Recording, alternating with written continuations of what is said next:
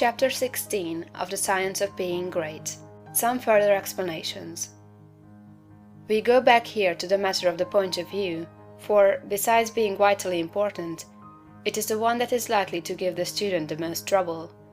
We have been trained, partly by mistaken religious teachers, to look upon the world as being like a wrecked ship, storm-driven upon a rocky coast. Utter destruction is inevitable at the end, and the most that can be done is to rescue, perhaps, a few of the crew.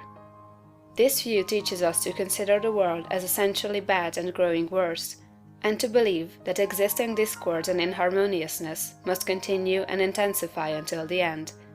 It robs us of hope for society, government, and humanity, and gives us a decreasing outlook and contracting mind. This is all wrong. The world is not wrecked. It is like a magnificent steamer with the engines in place and the machinery in perfect order. The bunkers are full of coal, and the ship is amply provisioned for the cruise. There is no lack of any good thing.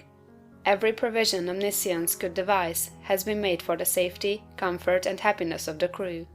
The steamer is out on the high seas, tacking hither and thither, because no one has yet learned the right course to steer. We are learning to steer, and in due time will come grandly into the harbor of perfect harmony. The world is good and growing better. Existing discords and inharmoniousness are but the pitching of the ship incidental to our own imperfect steering. They will all be removed in due time. This view gives us an increasing outlook and an expanding mind. It enables us to think largely of society and of ourselves, and to do things in a great way.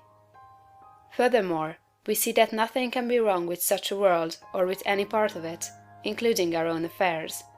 If it is all moving on toward completion, then it is not going wrong. And as our own personal affairs are a part of the whole, they are not going wrong. You and all that you are concerned with are moving on toward completeness. Nothing can check this forward movement but yourself, and you can only check it by assuming a mental attitude that is at cross purposes with the mind of God. You have nothing to keep right but yourself. If you keep yourself right, nothing can possibly go wrong with you, and you can have nothing to fear. No business or other disaster can come upon you if your personal attitude is right, for you are a part of that which is increasing and advancing, and you must increase and advance with it. Moreover, your thought form will be mostly shaped according to your viewpoint of the cosmos. If you see the world as a lost and ruined thing, you will see yourself as a part of it, and as partaking in its sins and weaknesses. If your outlook for the world as a whole is hopeless, your outlook for yourself cannot be hopeful. If you see the world as declining toward its end, you cannot see yourself as advancing.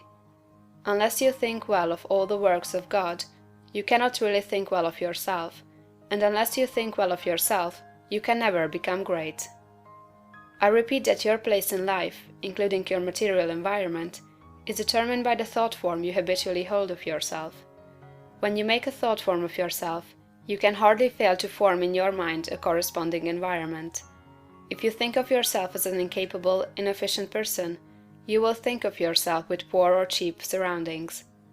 Unless you think well of yourself, you will be sure to picture yourself in a more or less poverty-stricken environment.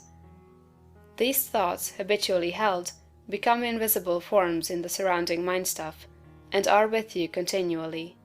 In due time, by the regular action of the eternal creative energy, the invisible thought forms are produced in material stuff, and you are surrounded by your own thoughts made into material things.